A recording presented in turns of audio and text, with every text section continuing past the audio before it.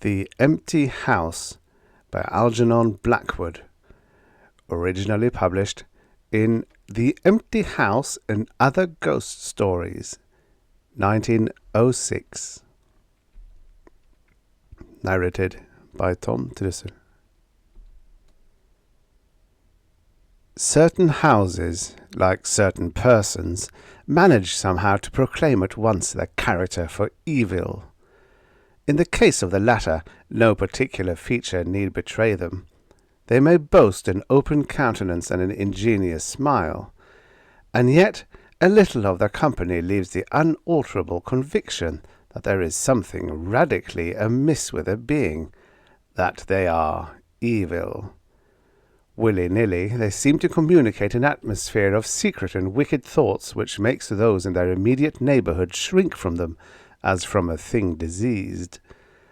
And, perhaps, with houses, the same principle is operative, and it is the aroma of evil deeds committed under a particular roof, long after the actual doers have passed away, that makes the goose-flesh come and the hair rise.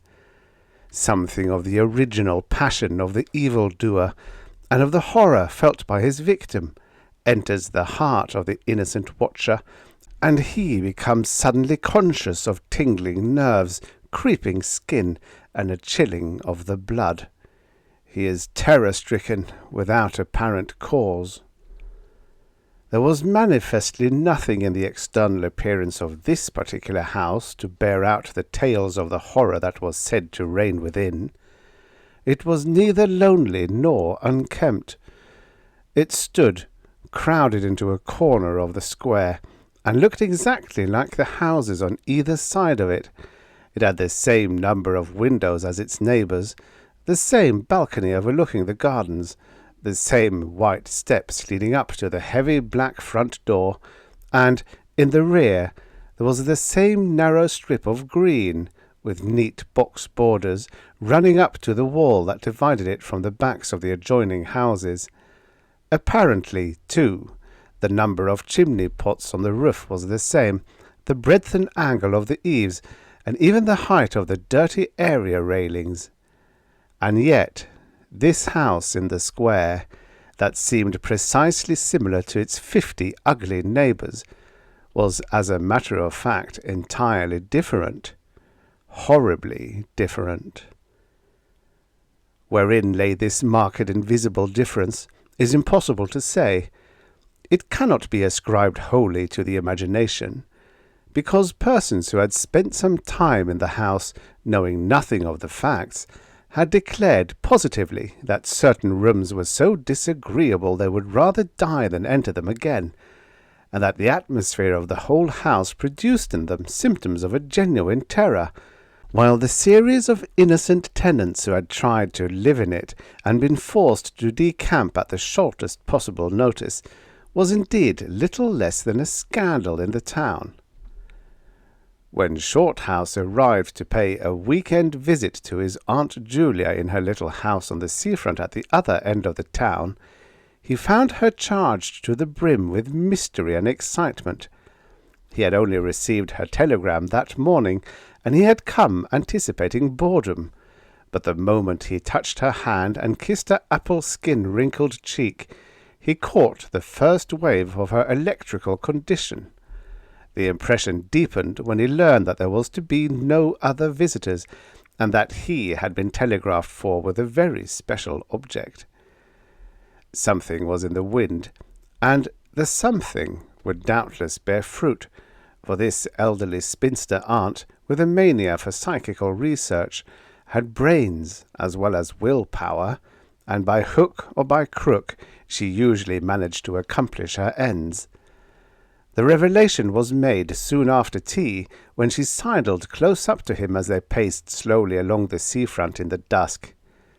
"I've got the keys," she announced in a delighted yet half-awesome voice. "Got them till Monday." "The keys of the bathing machine, or?" he asked innocently, looking from the sea to the town. Nothing brought her so quickly to the point as feigning stupidity. "Neither," she whispered. I've got the keys of the haunted house in the square, and I'm going there tonight." Shorthouse was conscious of the slightest possible tremor down his back. He dropped his teasing tone. Something in her voice and manner thrilled him. She was in earnest. "But you can't go alone," he began. "That's why I wired for you," she said with decision. He turned to look at her. The ugly, lined, enigmatical face was alive with excitement. There was the glow of genuine enthusiasm round it like a halo. The eyes shone. He caught another wave of her excitement, and a second tremor, more marked than the first, accompanied it. "Thanks, Aunt Julia," he said politely. "Thanks awfully." "I should not dare to go quite alone," she went on, raising her voice. "But with you I should enjoy it immensely. You're afraid of nothing, I know." "Thanks so much," he said again. Is anything likely to happen?"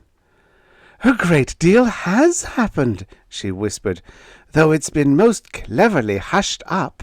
3 tenants have come and gone in the last few months, and the house is said to be empty for good now." In spite of himself, Shorthouse became interested. His aunt was so very much in earnest. "The house is very old indeed," she went on, "and the story, an unpleasant one, dates a long way back. It has to do with a murder committed by a jealous stableman who had some affair with a servant in the house. One night he managed to secrete himself in the cellar, and when everyone was asleep, he crept upstairs to the servants' quarters, chased the girl down to the next landing, and before anyone could come to the rescue, threw her bodily over the banisters into the hall below." "And the stableman?" "Was caught, I believe, and hanged for murder, but it all happened a century ago, and I've not been able to get more details of the story." Shorthouse now felt his interest thoroughly aroused, but, though he was not particularly nervous for himself, he hesitated a little on his aunt's account. "On one condition," he said at length. "Nothing will prevent my going," she said firmly, "but I may as well hear your condition." "That you guarantee your power of self-control if anything really horrible happens. I mean, that you are sure you won't get too frightened." "Jim," she said scornfully, "I'm not young, I know, nor are my nerves, but with you I should be afraid of nothing in the world." This, of course, settled it, for Shorthouse had no pretensions of being other than a very ordinary young man, and an appeal to his vanity was irresistible. He agreed to go. Instinctively, by a sort of subconscious preparation, he kept himself and his forces well in hand the whole evening, compelling an accumulative reserve of control by that nameless inward process of gradually putting all the emotions away and turning the key upon them, a process difficult to describe, but wonderfully effective, as all men who have lived through severe trials of the inner man well understand. Later, it stood him in good stead. But it was not until 10:30, when they stood in the hall, well on the glare of friendly lamps and still surrounded by comforting human influences, that he had to make the first call upon this store of collected strength. For, once the door was closed, and he saw the deserted, silent street stretching away white in the moonlight before them, it came to him clearly that the real test that night would be in dealing with 2 fears instead of 1. He would have to carry his aunt's fear as well as his own, and, as he glanced down at her sphinx-like countenance and realized that it might assume no pleasant aspect in a rush of real terror, he felt satisfied with only one thing in the whole adventure, that he had confidence in his own will and power to stand against any shock that might come. Slowly they walked along the empty streets of the town, A bright autumn moon silvered the roofs, casting deep shadows, and there was no breath of wind, and the trees in the formal gardens by the seafront watched them silently as they passed along. To his aunt's occasional remarks, Shorthouse made no reply, realizing that she was simply surrounding herself with mental buffers, saying ordinary things to prevent herself thinking of extraordinary things. Few windows showed lights, and from scarcely a single chimney came smoke or sparks. Shorthouse had already begun to notice everything, even the smallest details. Presently they stopped at the street corner and looked up at the name on the side of the house full in the moonlight, and with one accord, but without remark, turned into the square and crossed over to the side of it that lay in shadow. "The number of the house is 13, whispered a voice at his side, and neither of them made the obvious reference, but passed across the broad sheet of moonlight and began to march up the pavement in silence. It was about halfway up the square that Shorthouse felt an arm slipped quietly but significantly into his own, and knew then that their adventure had begun in earnest, and that his companion was already yielding imperceptibly to the influences against them. She needed support. A few minutes later they stopped before a tall, narrow house that rose before them into the night, ugly in shape, and painted a dingy white. Shutterless windows, without blinds, stared down upon them, shining here and there in the moonlight. There were weather streaks in the wall and cracks in the paint, and the balcony bulged out from the first floor a little unnaturally. But beyond this generally forlorn appearance of an unoccupied house, there was nothing at first sight to single out this particular mansion for the evil character it had almost certainly acquired. Taking a look over their shoulders to make sure they had not been followed, they went boldly up the steps and stood against the huge black door that fronted them forbiddingly. But the first wave of nervousness was now upon them, and Shorthouse fumbled a long time with a key before he could fit it into the lock at all. For a moment, if truth were told, they both hoped it would not open, for they were a prey to various unpleasant emotions as they stood there on the threshold of their ghostly adventure. Shorthouse, shuffling with the key and hampered by the steady weight on his arm, certainly felt the solemnity of the moment. It was as if the whole world, for all experience seemed at that instant concentrated in his own consciousness, were listening to the grating noise of that key. A stray puff of wind wandering down the empty street woke a momentary rustling in the trees behind them, but otherwise this rattling of the key was the only sound audible, and at last it turned in the lock, and the heavy door swung open and revealed a yawning gulf of darkness beyond.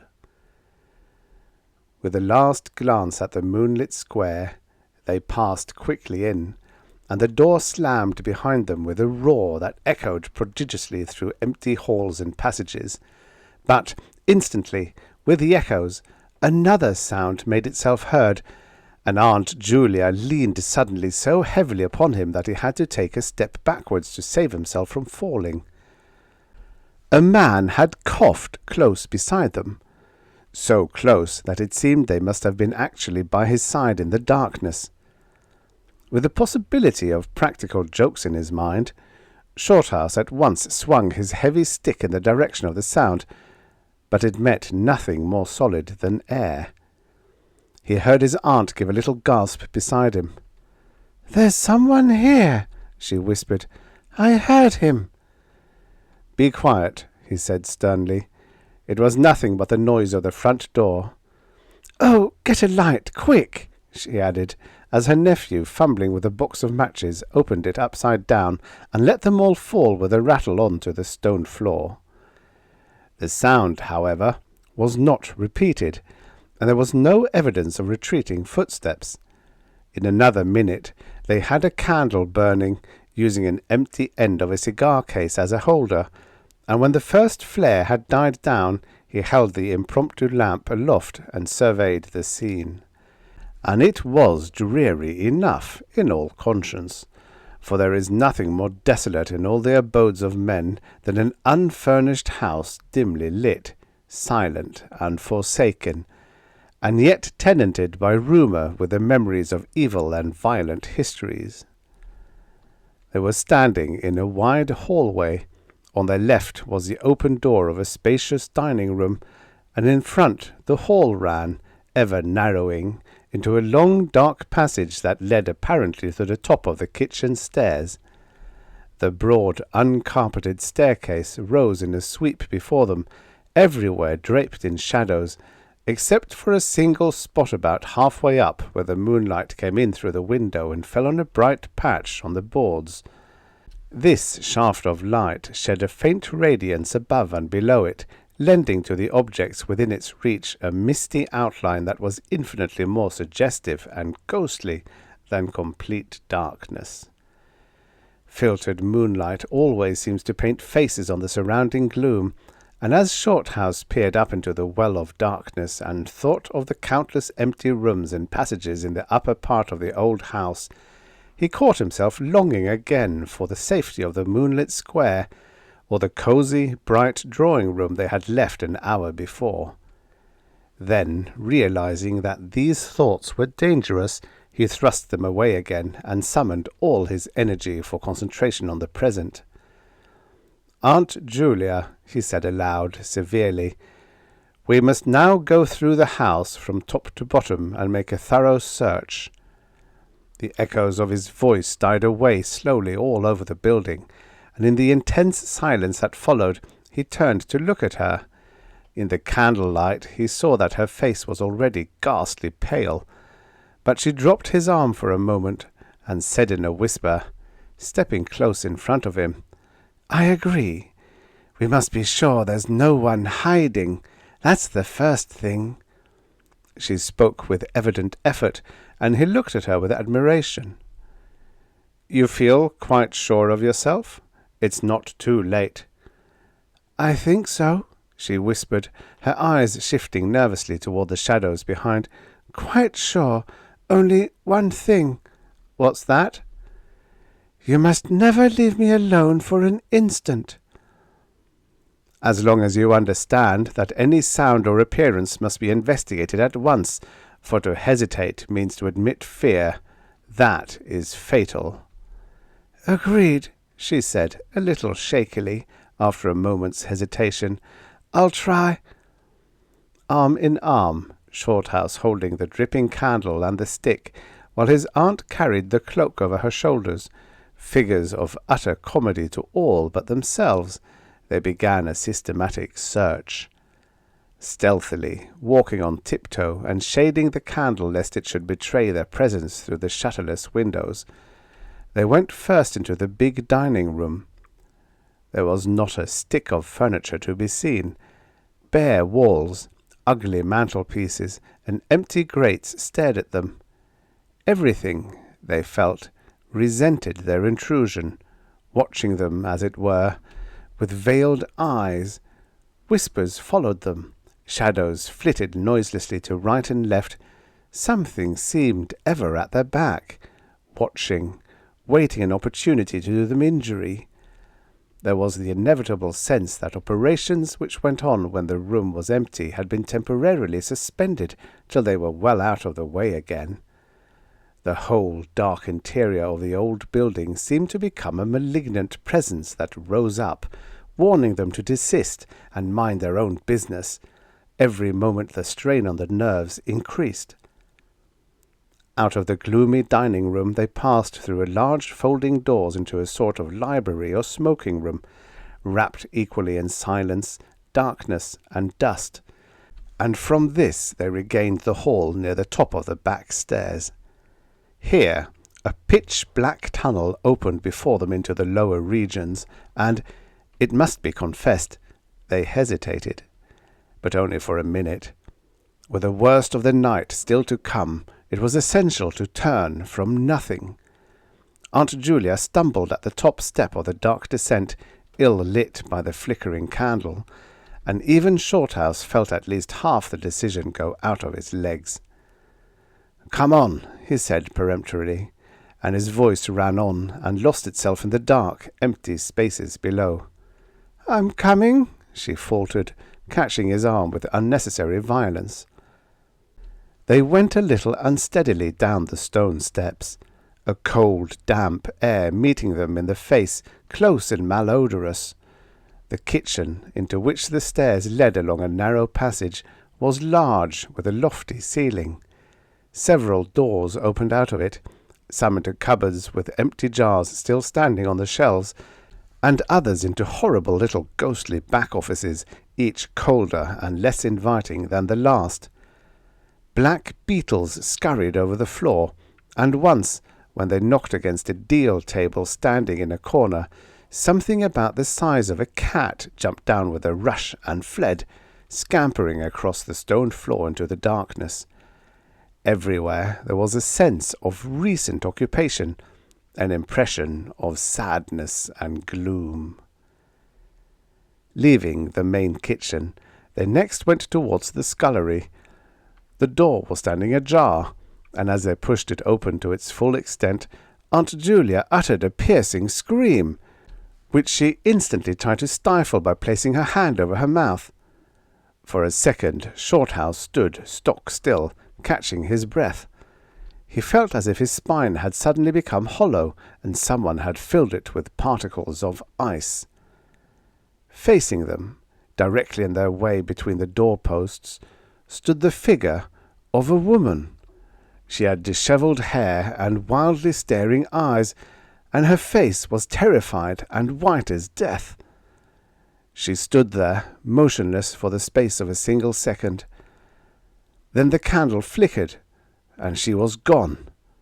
Gone utterly, and the door framed nothing but empty darkness. "Only the beastly jumping candlelight," he said quickly, in a voice that sounded like someone else's, and was only half under control. "Come on, Aunt, there's nothing there." He dragged her forward. With a clattering of feet and a great appearance of boldness they went on, but over his body the skin moved as if crawling ants covered it, and he knew by the weight on his arm that he was supplying the force of locomotion for two. The scullery was cold, bare, and empty, more like a large prison cell than anything else. They went round it, tried the door into the yard and the windows, but found them all fastened securely. His aunt moved beside him like a person in a dream. Her eyes were tightly shut, and she seemed merely to follow the pressure of his arm. Her courage filled him with amazement. At the same time he noticed that a certain odd change had come over her face, a change which somehow evaded his power of analysis. "There's nothing here, Auntie," he repeated aloud quickly. "Let's go upstairs and see the rest of the house. Then we'll choose a room to wait up in." She followed him obediently, keeping close to his side, and they locked the kitchen door behind them. It was a relief to get up again. In the hall there was more light than before, for the moon had travelled a little further down the stairs. Cautiously they began to go up into the dark vault of the upper house, the boards creaking under their weight. On the first floor they found the large double drawing-rooms, a search of which revealed nothing. Here also was no sign of furniture or recent occupancy, nothing but dust and neglect and shadows. They opened the big folding doors between front and back drawing-rooms, and then came out again to the landing and went on upstairs. They had not gone up more than a dozen steps when they both simultaneously stopped to listen, looking into each other's eyes with a new apprehension across the flickering candle flame. From the room they had left, hardly 10 seconds before, came the sound of doors quietly closing. It was beyond all question. They heard the booming noise that accompanies the shutting of heavy doors, followed by the sharp catching of the latch. "We must go back and see," said Shorthouse briefly, in a low tone, and turning to go downstairs again.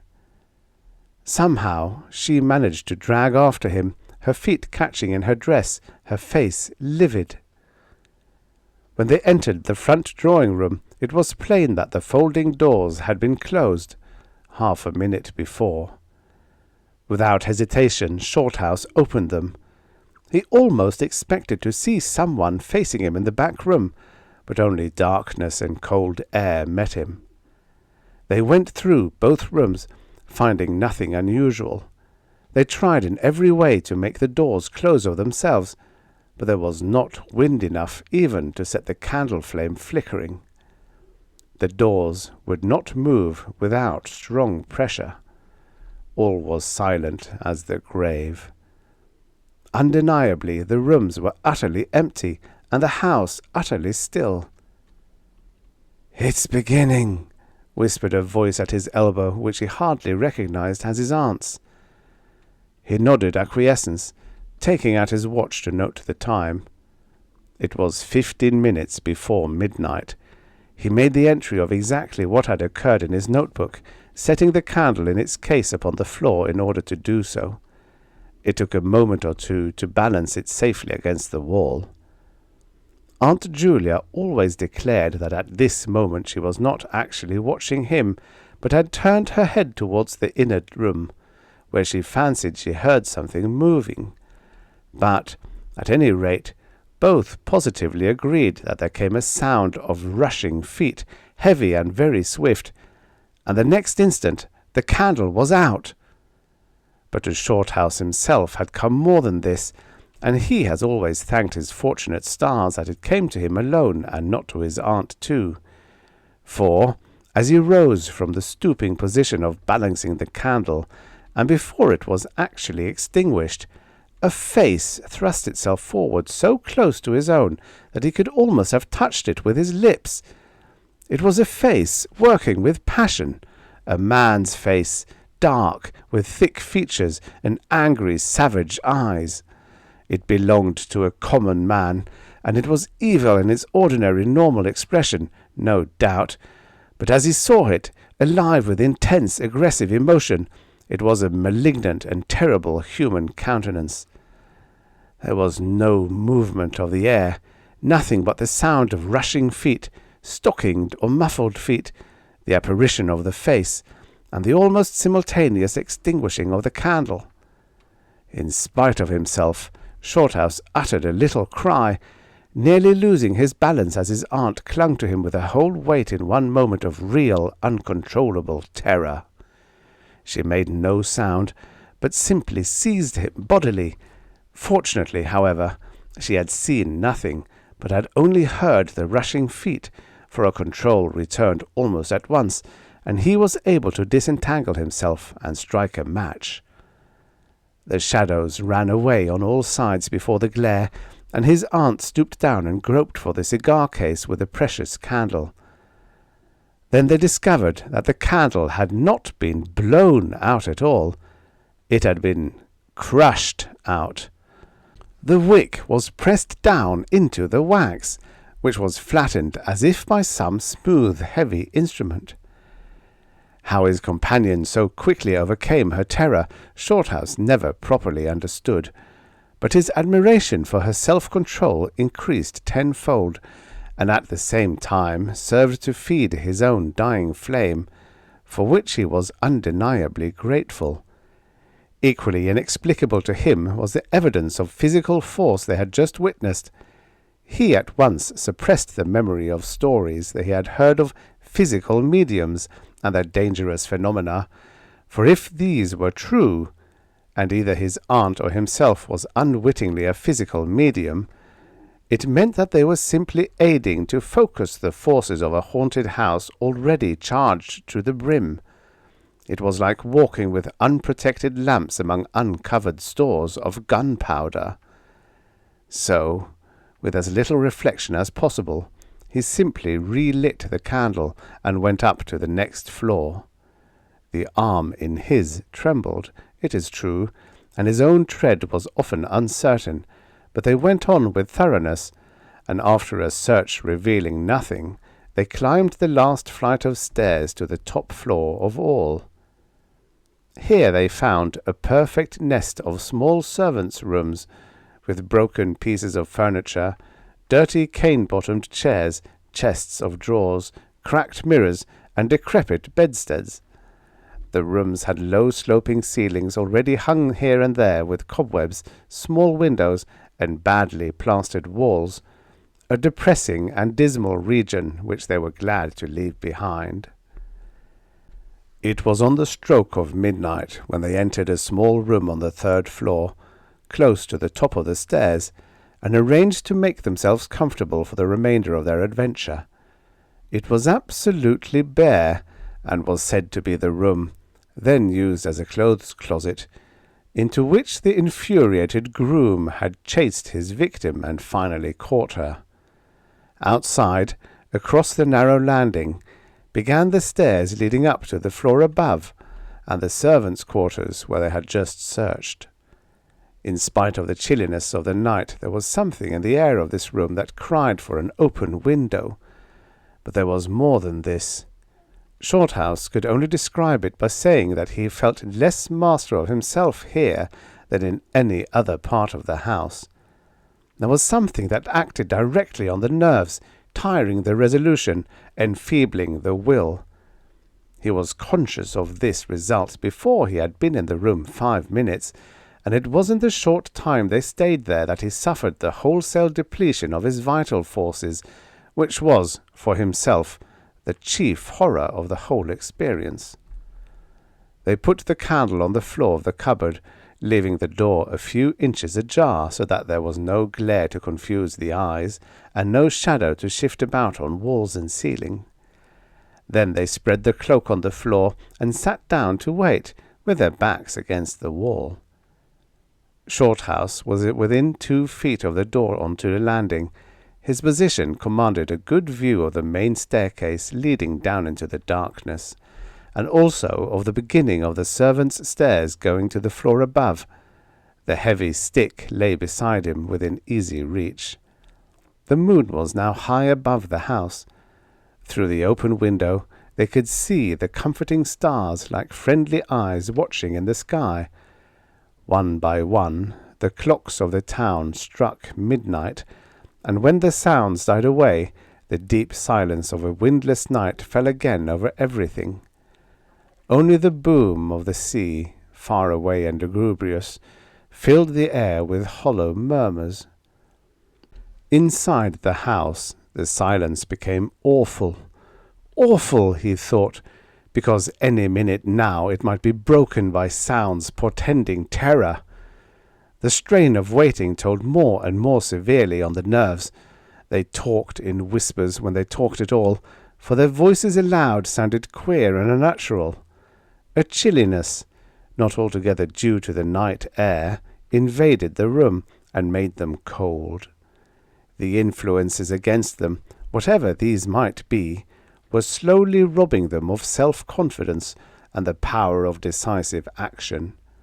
Their forces were on the wane, and the possibility of real fear took on a new and terrible meaning. He began to tremble for the elderly woman by his side, whose pluck could hardly save her beyond a certain extent. He heard the blood singing in his veins. It sometimes seemed so loud that he fancied it prevented his hearing properly certain other sounds that were beginning very faintly to make themselves audible in the depths of the house. Every time he fastened his attention on these sounds, they instantly ceased. They certainly came no nearer. Yet he could not rid himself of the idea that movement was going on somewhere in the lower regions of the house. The drawing-room floor, where the doors had been so strangely closed, seemed too near. The sounds were further off than that. He thought of the great kitchen, with its scurrying black beetles, and of the dismal little scullery, but somehow or other they did not seem to come from there either. Surely they were not outside the house. Then, suddenly, The truth flashed into his mind, and for the space of a minute he felt as if his blood had stopped flowing and turned to ice. The sounds were not downstairs at all. They were upstairs. Upstairs, somewhere among those horrid, gloomy little servants' rooms with their bits of broken furniture, low ceilings and cramped windows. Upstairs, where the victim had first been disturbed and stalked to her death. And the moment he discovered where the sounds were, he began to hear them more clearly. It was the sound of feet, moving stealthily along the passage overhead, in and out among the rooms and past the furniture. He turned quickly to steal a glance at the motionless figure seated beside him, to note whether she had shared his discovery. The faint candlelight coming through the crack in the cupboard door threw her strongly marked face into vivid relief against the white of the wall. But it was something else that made him catch his breath and stare again. An extraordinary something had come into her face and seemed to spread over her features like a mask. It smoothed out the deep lines and drew the skin everywhere a little tighter so that the wrinkles disappeared. It brought into the face, with the sole exception of the old eyes, an appearance of youth and almost of childhood. He stared in speechless amazement that was dangerously near to horror. It was his aunt's face indeed, but it was her face of 40 years ago, the vacant, innocent face of a girl. He had heard stories of that strange effect of terror which could wipe a human countenance clean of other emotions, obliterating all previous expressions, but he had never realized that it could be literally true, or could mean anything so simply horrible as what he now saw. For the dreadful signature of overmastering fear was written plainly in that utter vacancy of the girlish face beside him. And when, feeling his intense gaze, she turned to look at him, he instinctively closed his eyes tightly to shut out the sight.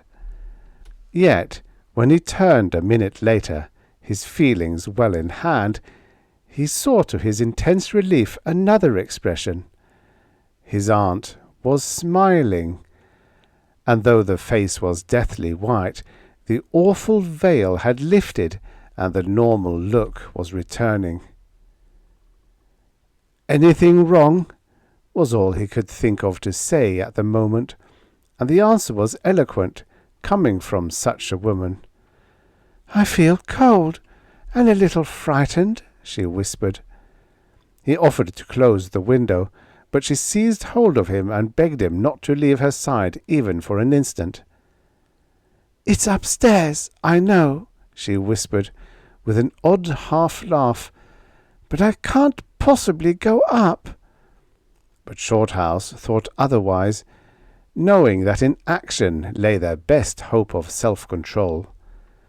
He took the brandy flask and poured out a glass of neat spirit, stiff enough to help anybody over anything. She swallowed it with a little shiver. His only idea now was to get out of the house before her collapse became inevitable, but this could not safely be done by turning tail and running from the enemy. Inaction was no longer possible. Every minute he was growing less master of himself, and desperate, aggressive measures were imperative without further delay. Moreover, the action must be taken towards the enemy, not away from it. The climax, if necessary and unavoidable, would have to be faced boldly. He could do it now, but in 10 minutes he might not have the force left to act for himself, much less for both. Upstairs, the sounds were meanwhile becoming louder and closer, accompanied by occasional creaking of the boards. Someone was moving stealthily about, stumbling now and then awkwardly against the furniture. Waiting a few moments to allow the tremendous dose of spirits to produce its effect, and knowing this would last but a short time under the circumstances, Shorthouse then quietly got on his feet, saying in a determined voice, "Now, Aunt Julia, we'll go upstairs and find out what all this noise is about. You must come too. It's what we agreed." He picked up his stick and went to the cupboard for the candle. A limp form rose shakily beside him, breathing hard, and he heard a voice say very faintly something about being ready to come. The woman's courage amazed him. It was so much greater than his own, and as they advanced, holding aloft the dripping candle, some subtle force exhaled from this trembling, white-faced old woman at his side that was the true source of his inspiration. It held something really great that shamed him and gave him the support without which he would have proved far less equal to the occasion. They crossed the dark landing, avoiding with their eyes the deep black space over the banisters. Then they began to mount the narrow staircase to meet the sounds which, minute by minute, grew louder and nearer. About halfway up the stairs, Aunt Julia stumbled, and Shorthouse turned to catch her by the arm, and just at that moment there came a terrific crash in the servants' corridor overhead. It was instantly followed by a shrill, agonized scream that was a cry of terror and a cry for help melted into one. Before they could move aside or go down a single step, someone came rushing along the passage overhead, blundering horribly, racing madly, at full speed, 3 steps at a time, down the very staircase where they stood. The steps were light and uncertain, but close behind them sounded the heavier tread of another person, and the staircase seemed to shake. Shorthouse and his companion just had time to flatten themselves against the wall when the jumble of flying steps was upon them, and 2 persons, with the slightest possible interval between them, dashed past at full speed. It was a perfect whirlwind of sound breaking in upon the midnight silence of the empty building. The 2 runners, pursuer and pursued, had passed clean through them where they stood, and already with a thud the boards below had received first one, then the other. Yet they had seen absolutely nothing, not a hand or arm or face, or even a shred of flying clothing. There came a second's pause. Then the first one, the lighter of the 2, obviously the pursued one, ran with uncertain footsteps into the little room which Shorthouse and his aunt had just left. The heavier one followed. There was a sound of scuffling, gasping, and smothered screaming, and then out onto the landing came the step of a single person treading weightily. A dead silence followed for the space of half a minute, and then was heard a rushing sound through the air. It was followed by a dull, crashing thud in the depths of the house below, on the stone floor of the hall. Utter silence reigned after. Nothing moved. The flame of the candle was steady. It had been steady the whole time, and the air had been undisturbed by any movement whatsoever. Palsied with terror, Aunt Julia, without waiting for her companion, began fumbling her way downstairs. She was crying gently to herself, and when Shorthouse put his arm round her and half carried her, he felt that she was trembling like a leaf. He went into the little room and picked up the cloak from the floor, and arm in arm, walking very slowly, without speaking a word or looking once behind them, they marched down the 3 flights into the hall. In the hall they saw nothing, but the whole way down the stairs they were conscious that someone followed them, step by step. When they went faster, it was left behind, and when they went more slowly, it caught them up. But never once did they look behind to see, and at each turning of the staircase they lowered their eyes for fear of the following horror they might see upon the stairs above.